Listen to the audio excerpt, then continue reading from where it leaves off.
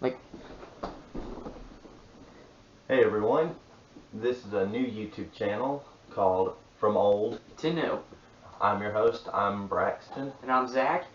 and today we are reviewing Night of the Living Dead. Now, at the staple of horror icons, we gotta say, we are huge horror movie fans, as you can see from his jacket. Yes. Everything from classic to modern to more of your 80s slasher films. We love horror movies, and of course, we can't discuss horror without this one. This one is a staple of horror movie icon. Yes, this was practically the start of the zombie genre as we know it today. George A. Romero, this was low budget, filmed in practically one location for the whole movie. Special effects amazing for 1968. Yeah, I agree. Actually, now we've already watched the film, and we're gonna like go through our notes and like discuss some key points that we felt like it. Overall, first up, overall review, great film. Yeah. If you somehow haven't seen this movie, stop the review and watch it now. Yes. Go find it. But if you have watched it before and you want to hear our thoughts on it and you want to see if you share the same views as us, here we go. Okay. Here are some notes we took. Obviously, first note I took was George Romero, because like that guy has been a staple of the horror of the zombie genre for decades. He's done Night of the Living Dead, its remakes, and some other ones like Dawn of the Dead, Day of the Dead. Yes, so many of them. So it's like good to see like this guy is still a staple. Yes, definitely. George A. Romero was a game changer basically when he made the first Night of the Living Dead, because it was so low budget and there was not really zombie movies around. You had a 30s movie, I believe, called White Zombie that came out, but other than that, you had Frankenstein, which is kind of zombie-ish. More like, yeah. But it's more science fiction. Yeah. But this one was the zombie movie as we know it today. Yes. Yeah. So let's get into the movie.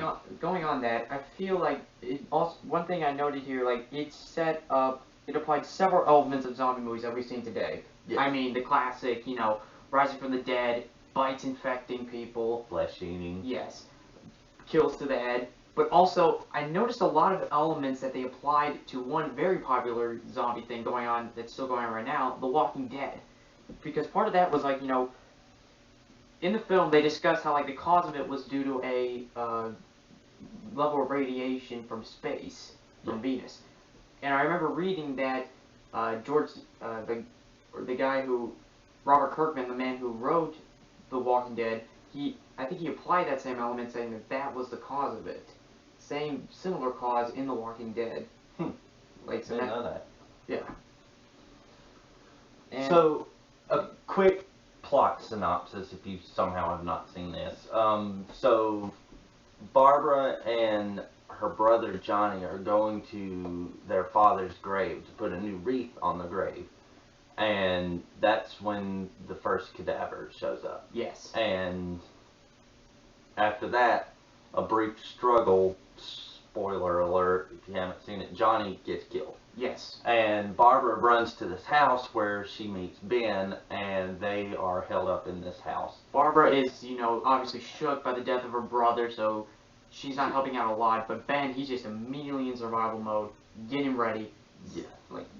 And so they are trapped in this house at the beginning of the zombie apocalypse. So that's the plot synopsis of the movie. Yes.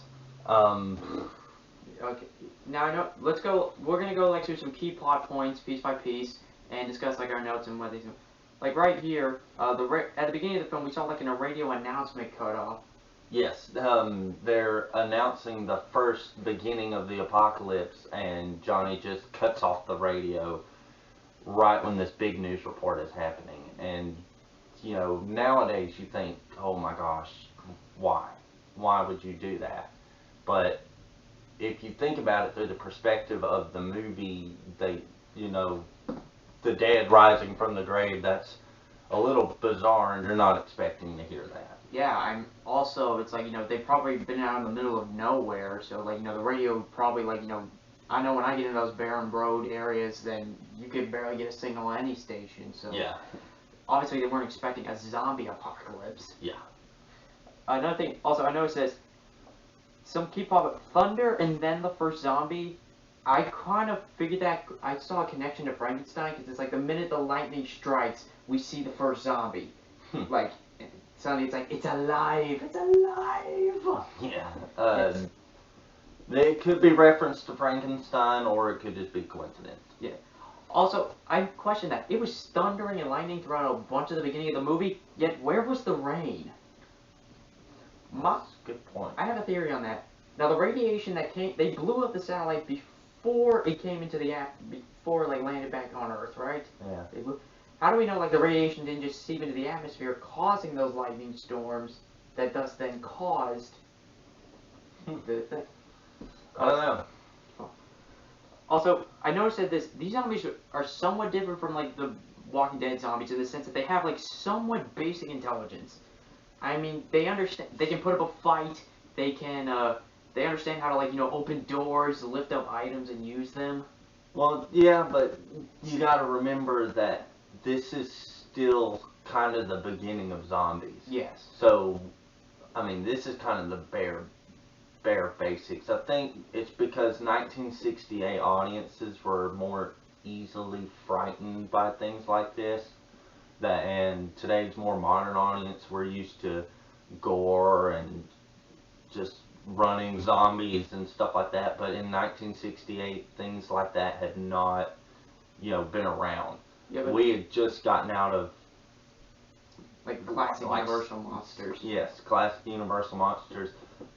This is 8 years after Psycho and stuff like that. So, like, people didn't really know what zombies really were yet. Yeah, I mean, in the movie, they refer to them as ghouls, not Ghouls. zombies. Yeah, they don't really ever say the word zombie in the movie at all.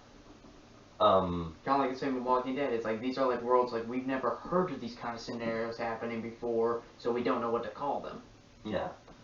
I think the whole dynamic of like the cast in this movie, it seems very realistic when you go with Mr. Cooper and Ben. They're bickering back and forth, going like, we need to be in the cellar, no, we need to be up here. I kind of You kind of understand both points of view. yes, like in Ben's point, I'm like staying up. I understand staying up here. We're all together. We got more space. We can move around. Plus more exits in case to get out. But Mr. Cooper's point, he's like, we've set up the cellar so like it's perfect. Like nothing can get in. And in the end, it seems like, even though you want to side with Ben on this, it kind of seemed like Mr. Cooper was right in the long run. Like, Ben stayed down there in the end, and he survived through most of the night. Yes. So, in a sense, you kind of get where both of them are coming from. Yeah. But it kind of makes you, the movie, the way they made it, makes you want to disagree with Mr. Cooper the most. Like, you're just like, man, that guy is just a butthole and stuff like that. He's also like, he's got a lot going on. I mean, he's trying to protect his family. His daughter might be dying, so he's probably he's going through a lot right now. Same with Barbara. Like, when I first watched the movie, Barbara was like, I kind of felt like she's not doing anything. Why is she not doing anything? But then I put myself in her shoes, and it's like, she just lost her brother. She's been from shock after shock. She doesn't really know what's going on at all. I mean, we like to think like in a horror movie, in a zombie movie, we'd probably be like Ben or Tom. Or we'd know exactly what to do, and we would be trying to do something to help. But that's not the case. In real life, you'd probably be like Barbara and sit there in shock. Yeah, I mean, okay, let's see where also, in this movie, there's a scene where like she walked into the house and it's full of taxidermy. I think that kind of symbolizes how, like, now the human beings who are at the top of the food chain and hunted other things, they're now being hunted by a new form of predator. I didn't catch that, but that's a good point. Now, another question we brought, like, how long has this been going on? From the stretch, we can say it's been at least going on for at least starting that day. Probably that day, yes. But it could have been going on a little longer because they hear a news report that, like, what? Riots and mass murder. That's like, oh, that could just be spreading. And I think a part of that, I mean, the reason Johnny and Barbara didn't hear about that was because they've been on a long, barren stretch of road, no radio service. Yes, they had no form of communication, no radio. They were just going to put a wreath on their mother's grave. Or I think it was their father. Or their father, yeah. Also, I noticed Tom and Judy, they were the first ones to arrive at the house before then, so it had to be going on at least a couple hours before Barbara showed up, because then Mr. Cooper and his family showed up. Yes, that's also another thing, too, they bring up in the movie, where they say, like, oh, it could have been one of those ghouls, but Barbara and Ben, they show up and they're doing all of this, trying to board up the house, and they're talking very loudly and screaming, and you know, Mr. Cooper kind of says like, oh, it could have been one of those things, it's about to eat her and we weren't going to come up there to find out. But then again, you could also take the chance of finding out. Yeah, I mean, I understand both sides. Like, you know, who knows, might wife be up there. This is a new situation, but the chance, like, you know, there's someone up there, you gotta at least take a chance. The tension in this movie is very good. Yes. Because you never know what to expect, and you kind of want to side with both sides, but you also want to hate one side over the other, and just the dialogue in this movie the dialogue is a little bit outdated. We'll give it that. There's a lot of things in this movie that is outdated. I mean, it was made in the 60s. Yeah, the late 60s. So if you can just put your mindset that this is a late 60s movie, if you haven't somehow already seen this, you'll enjoy it. I think anybody would enjoy it. This one is a pretty easy watch for most ages. Now, you made a note that this is like, where did you say? You say that, you know, this movie, like, seems a lot older than it actually is. Yes, because of how low budget it was, they couldn't really use color for this movie. So they had to film it in black and white, and so the sound quality and the black and white atmosphere just make it seem like it's a movie that could have been like the 50s or even the 40s. I will say this though, despite the lack of budget they had in lighting, you know, coloring the screen, and you know, sound design, they made up for it in the practical effects, because those practical effects were amazing for 1968. Yes. I mean, the gunshot wounds. I mean, the head shots. Yes, and like there's the scene where it shows the back of a zombie and Ben shoots it, and you just see the blood splatter on the back. Very impressive. Yeah, also, like, you know, even, like, when the zombies were, like, eating Tom and Judy, spoiler, that does happen. Spoiler. It actually looked like actual real human flesh. I mean, even when they had the intestines, you could see it. You could believe it looked real. Yeah. I don't really think it's much of a spoiler. This is a zombie movie, and it's from 1968, so if you haven't seen it, what are you waiting on? Also, we discover their weaknesses. I seem like, you know, they're... Unlike other zombie movies, you, like, expect, like, if you've already seen a bunch of zombie movies, you already know what their weaknesses are. Fire, hitting the head, shots to the head, basic stuff. But, like, also, but in this movie, these people are, like, discovering, like, you know, since this is just starting, they're discovering these weaknesses, like, you know, just, like, by trial and error. Yeah. Like, Ben didn't realize, like, you know, they hated fire until, like, he saw them backing away from a truck explosion. Yeah. And he didn't realize head wounds worked until he actually killed one. Yeah. And once they figure it out, they utilize it. It's not just like, oh, this, that, and the other, and then they totally forget about it. Like, once that truck explodes, and he's like, oh, they're afraid of fire. Okay, so he goes and gets a chair and soaks it with lighter fluid and sets it on fire and tosses it at him. And then, like, they're shooting at the head through, like, doors and holes that they made in the windows. Yeah. Also, I kind of noticed that, you know, the hatred of light, heat, and fire, like they just know this, like, instinctively to hate this. Because, like, the minute, like, you know, Dwayne comes in his truck when he first shows up to the house, the first thing the zombies do is, like, you know, knock out the lights. Yeah. I mean, you could notice that as, like, hate of the light, but it also could just be, like, you know, we want to destroy your car so you can't leave. Yeah. Also, like, you know, usually in horror movies, like when Dwayne first came in, he's like, you know, we gotta turn on more of these lights. But it's also like, in those kind of situations, you want less light, less sound. Because I think that's what drew all the zombies to their house. I mean, all those gunshots, the explosions. It could be, yeah. Or it could be like, they just they see other zombies moving like in a herd mentality, they move along with them. But then again, you also think this is the first time this kind of thing has ever happened. They don't know what to do, so they're just doing instinctively what they think they should do. That's what I think this is. It kind of the movie demonstrates that, like, some of these people, they go into like, a survival of the fittest kind of thing, finding like that fight or flight instinct. Yeah. So, what else you got? There was a scene where like they focused on Barbara with a music box.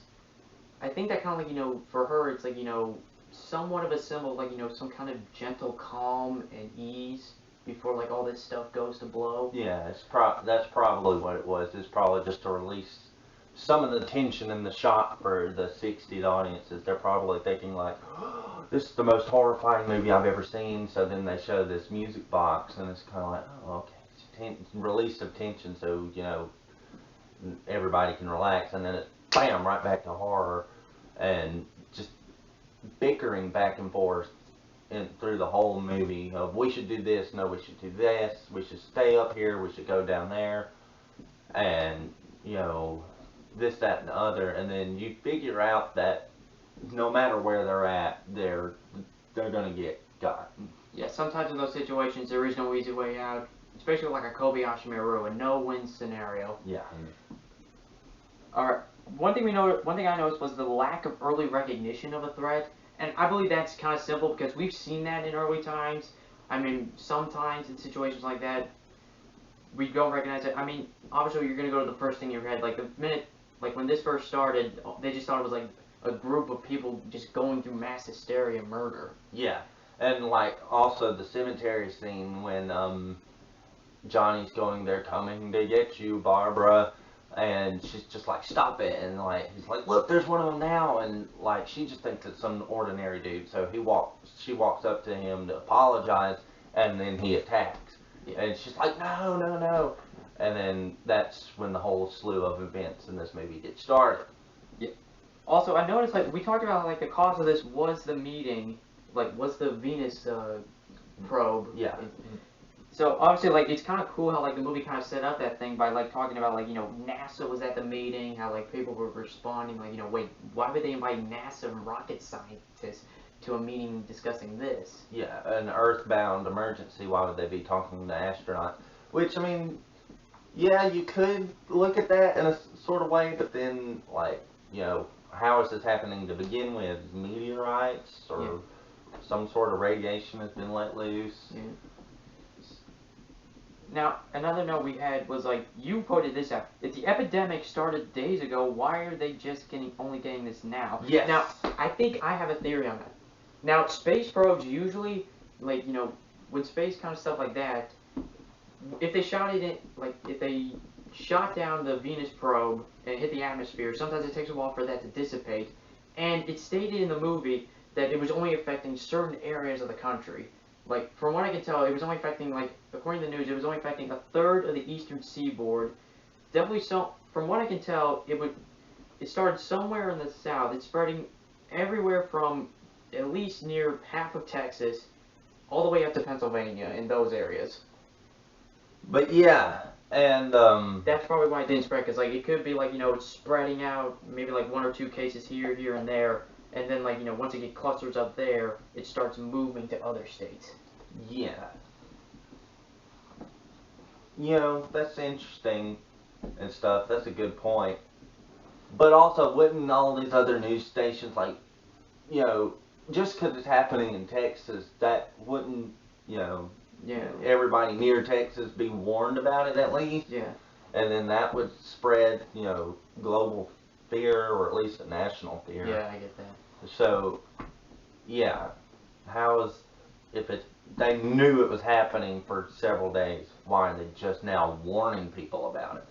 Maybe it didn't reach a point where, like, people should be afraid of it. Like, they just figured, like, oh, this is just a couple of 1 or 2 random murders. Yeah. But then it grew into such a national threat that they had to call in the National Guard for this. Get the news. Kind of like when COVID hit. At first, like, we were thinking, like, oh, this is going to blow over in a few days. Then it hit us, and it hit us quick. Yeah, and here we are a year and a half later. Yeah. Okay. Now, also, like, we talked. Now, we're going to move on from the plot, give you some more plot. After they show up in the house, we talked about how, like, they discover other survivors Mr. Cooper, his wife Helen, their daughter Karen, and we also got Tom and Judy. And, like, they're all, like, arguing over, like, they hear, like, you gotta head to a safety shelter, like, in Willard. So they think, like, oh, we're going to hit the truck and we're going to, like, hop on the truck, fill it up with gas, come back for the other survivors. Yeah. But I feel like there were some mistakes in there that they should have, like, realized.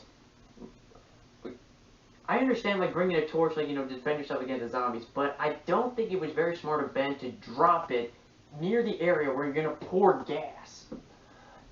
Well, yeah, I see where you're getting there, but they also weren't expecting to, like, just blow the whole gas thing and have it where it would spill all over the place. So, like, I mean, but you're also in a panic situation. You probably can't think clearly during those situations. But yeah, it was kind of weird how he just drops it and then just. Like, I figured, like, he would have at least held it, like, while, like, Judy could have, like, held the torch while he and Tom, like, get the stuff, like, out of the tank. Like, she holds them off while they get the gas, put it in, standing on top of the truck. Yeah. And then, you made a notice of some partial nudity, which hadn't been seen in movies in, like, only, like, a few movies, like Psycho. Yeah, Psycho. And, like, this had more nudity than Psycho. Like, I mean, Psycho is kind of, like, blurred and... Just assumed nudity. Yeah, assumed nudity. This was, like, full-on, like, bad. Hey. But it wasn't anything too, like, like... graphic. It's graphic. Like basically it would be something you've basically seen in like a PG-13 movie. Yeah. But it was still kind of weird to see that in a 1968 movie. Of course, 4 years later we get A Clockwork Orange. So yeah, that's a good point. Also, we discovered, like, in one scene when, like, Barbara and Helen first meet, like, Barbara's just completely catatonic, but the minute Helen, like, lights up a match for a cigarette, she wakes up. Yeah. I think that's like a sign of PTSD, like, oh god, that sound of like a torch or like a match lighting up in fire just reminds her of like what's going on around her. So it's like, oh god. Probably.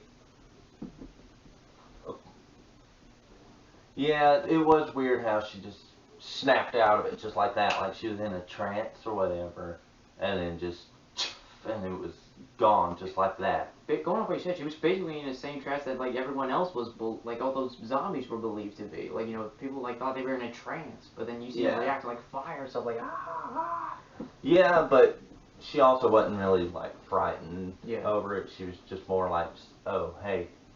It was almost like she was in like a daze, and like that match striking kind of just got her out of it. Also, like, once, like, everything went to heck with that, eventually the zombies broke into the house, killed. And Ben kills Mr. Cooper, who tried to, like, take his weapon away from him, and then Barbara died trying to save Helen, and ended up getting killed by the first zombie she encountered, along with the zombified version of Johnny. Yes. Very interesting how, like, you lose this character, these two characters that are at the very beginning of the movie, and then right at the end they're like, surprise, we're coming back for you, and stuff like that. It's kind of amazing. Johnny was like, we're coming to get you, Barbara, and then it turns out he's one of them. Yeah. And I also noticed this, when Mr. Cooper fell into the basement, I noticed something along, they had a lot more weapons than they realized.